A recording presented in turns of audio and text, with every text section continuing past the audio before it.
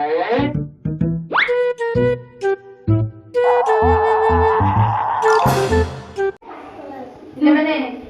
ଆଜି ଗୋଟେ ନୂଆ କ୍ଲାସ କରିବା। ଆଜି ତମକୁ ପୂର୍ବ କ୍ଲାସରେ ପଢେଇଥିଲି ସବୁ କଣ ଠାରୁ ହଳନ ଯୋଗ ଯାକେ ଏବେ ପଢେଇବା ୟ ଫଳା ଠାରୁ ରେ ଯୋଗ ପର୍ଯ୍ୟନ୍ତ ହେଲା। ପଢିବ ତାହେଲେ ପଢିଛ ସବୁ ମାତ୍ରା ଫଳା ସବୁ ପଢିଛ। ସେଟା ଥିଲା ମାତ୍ରା। ଆମେ ଆଜି ପଢିବା କଣ ଫଳା ବୁଝିଲା। ତାହେଲେ ଫାଷ୍ଟ ପଢିବା ୟ ଫଳା। ୟ ଫଳା କଣ କ ଯୁକ୍ତ କ ୟ ମିଶିଲେ ହୁଏ କ୍ୟ। ତାହେଲେ ତାର ଶବ୍ଦ ଦିଟା ଶବ୍ଦ ଜାଣିବା ସଭ୍ୟ ଆଉ ହେଲା ବିଦ୍ୟା ବୁଝିଲେ। ତାହେଲେ ର ଫଳାର ସେମିତି ର ଫଳା କେମିତି ତଳେ ଏମିତି ଚିହ୍ନ ଦିଆଯିବ ବୁଝିଲେ ଶବ୍ଦର ତଳେ। ଏଟା କଣ କ ରେ ଯେତେବେଳେ ର ମିଶୁଛି ସେ ହଉଛି କ୍ର ହେଲା। ତାର ଦିଟା ଶବ୍ଦ ଜାଣିବା ଗୋଟେ ହଉଛି ଚକ୍ର ବକ୍ର ହେଲା ଶୀଘ୍ର ପ୍ରିୟ ଏଇଭଳି ସବୁ ଶବ୍ଦ ଅଛି। ତାହେଲେ ଆସିଲା କଣ ଳ ଫଳା। ଳ ଫଳା କେମିତି ନା କ ଯୁକ୍ତ କ ଳ ମିଶିଲା କ୍ଳ ହେଲା। ଶବ୍ଦ ଜାଣିବା ଅମ୍ଳ ଆଉ କଣ ଶୁକ୍ଳ ଗ୍ଲାନି କ୍ଲେଶ ଏଇ ସବୁ ଶବ୍ଦ ଅଛି ହେଲା। ତାପରେ ଜାଣିବା ବ ଫଳା ବା ୱ ଫଳା ହେଲା।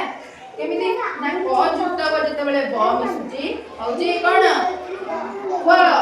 ତାହେଲେ ଏ ଆର ଦିଟା ଶବ୍ଦ ଜାଣିବା ଗୋଟେ କଣ ହଉଛି ପକ୍ୱ ଆଉ କଣ ଜ୍ୱାଳା। ଆମେ ଯୋଉ ନଉଛେ ସେଟା କଣ ଶ୍ୱାସ ଧ୍ୱନି ଏ ସବୁ ହଉଛି କଣ ୱ ଫଳା ହେଲା। ତାପରେ ଜାଣିବା ନ ଫଳା ବିଷୟରେ।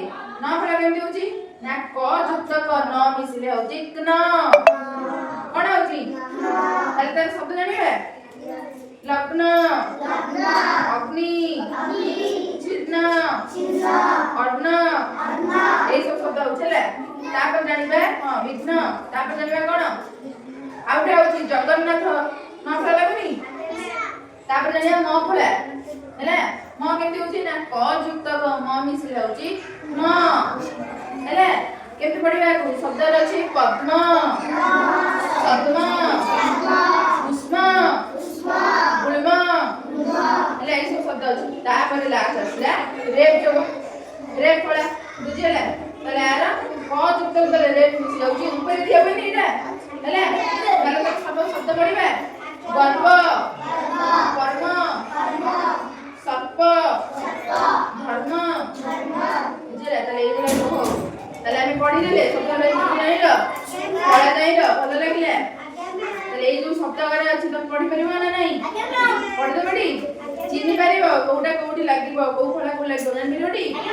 ଠିକ ଅଛି। ତାହେଲେ ନେକ୍ସଟ କ୍ଲାସରେ ମୁଁ କଣ କରିବି ତମେ ମାନଙ୍କୁ ଠିଆ କରି ପଢେଇବି ମାନେ ପଢିବ ହେଲା। ତାହେଲେ ଆହୁରି ଭଲ ଭଲ ଆମେ କଣ କ୍ଲାସ କରିବା କେବେ ନେକ୍ସଟ କ୍ଲାସରେ।